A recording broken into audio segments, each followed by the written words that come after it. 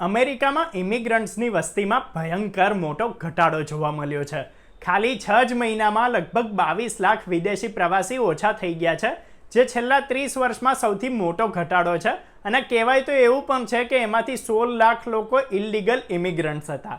અને આ બધું જ થઈ રહ્યું છે ડોનાલ્ડ ટ્રમ્પની કડક પોલિસીસને લીધે.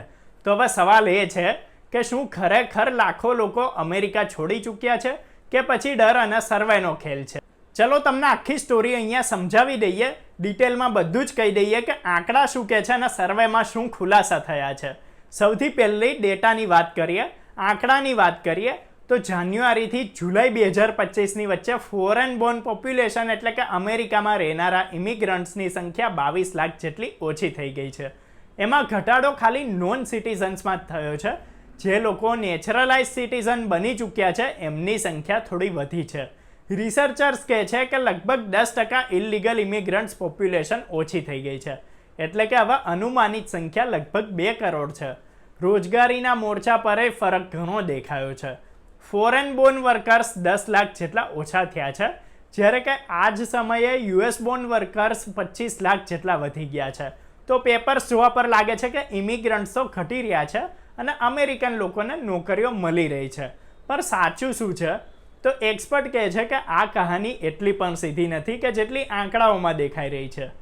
માઇગ્રેશન પોલિસી ઇન્સ્ટિટ્યૂટની જુલિયા કહે છે કે ઇમિગ્રન્ટ પરિવારો હવે સર્વેમાં પોતાની આઈડેન્ટિટી બતાવવાથી પણ ડરે છે. માહોલ એવો છે કે લોકો વિચારે છે કે જો હું બોલીશ કે હું નોન સિટીઝન છું તો સરકાર મારા પર વોચ રાખશે. આ સિવાય પ્રોબ્લેમ આ સર્વેમાં એ પણ છે કે જે સર્વેની સાઇઝ છે એ બહુ નાની છે. કરંટ પોપ્યુલેશન સર્વે ખાલી 60,000 ઘરો પર જ આધારિત છે. આટલું નાનું સેમ્પલ ક્યારેક મોટા પરિવર્તન તો બતાવી દે છે, જ્યારે કે મોટો અને ભરોસેલાયક સર્વે અમેરિકન કમ્યુનિટી સર્વે હોય છે અને એ જે સર્વે હોય છે એ 20 લાખ ઘરોથી ડેટા લાવે છે. એ સિવાય એક્સપર્ટ્સનું પણ કહેવું છે કે આમાં મેથ્સમાં પણ બહુ મોટો ગોટાળો છે. પીટરસન ઇન્સ્ટિટ્યૂટના જે હેડ છે એ કહે છે કે જ્યારે સર્વેમાં ફોરેન બોર્ન લોકો ઓછા રિપોર્ટ થાય છે તો સિસ્ટમ જાતે જ નેટિવ બોર્નની સંખ્યા વધારી દે છે. એટલે કે જે 25 લાખ અમેરિકન લોકોની નોકરીઓ વધતી દેખાઈ રહી છે એ કદાચ હકીકત નથી પણ સ્ટેટિસ્ટિકલ ઇલ્યુઝન હોઈ શકે છે. એટલે કે બની શકે છે કે સાચો ઘટાડો એટલો મોટો ના પણ હોય, લોકો સાચી ઇન્ફોર્મેશન આપતા ડરી રહ્યા હોય. હવે સવાલ એ છે કે આખરે આ જે સ્ટ્રિક્ટ માહોલ છે કેમ બન્યો છે? તો સીધી વાત છે કે ટ્રમ્પની કડક નીતિઓ એની પાછળનું એક મોટું કારણ છે. વિઝા કેન્સલેશન તો હવે નાની અમથી ભૂલ પર થઈ રહ્યું છે. કેટલાય ઇન્ડિયન વિદ્યાર્થીઓના ઓપીટી અને H1B વિઝા પણ રદ કરી દીધા છે.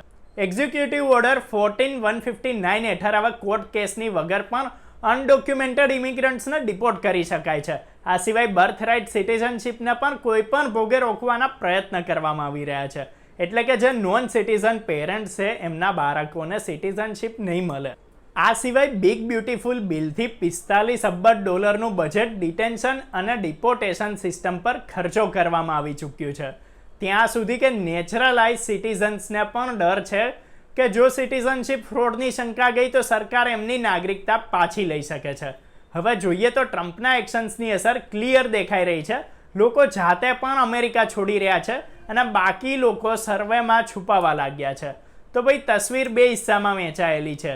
એક તરફ તો આંકડા કહે છે કે ફક્ત 6 મહિનામાં 22 લાખ ઇમિગ્રન્ટ્સ ઓછા થયા છે, જેમાંથી 16 લાખ ઇલીગલ ઇમિગ્રન્ટ્સ હતા. પણ બીજી તરફ જે એક્સપર્ટ છે એમનું માનવું છે કે ઘટાડો અસલી નથી.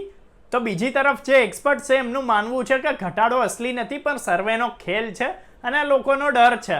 હકીકત જે પણ હોય પણ એટલું ક્લિયર છે કે ટ્રમ્પની પોલિસીસથી અમેરિકાનો માહોલ હવે બદલાઈ ગયો છે અને હવે ત્યાં ઇમિગ્રન્ટ્સ પહેલા જેવી સુરક્ષા અને પહેલા જેવો ભરોસો નથી અનુભવી રહ્યા.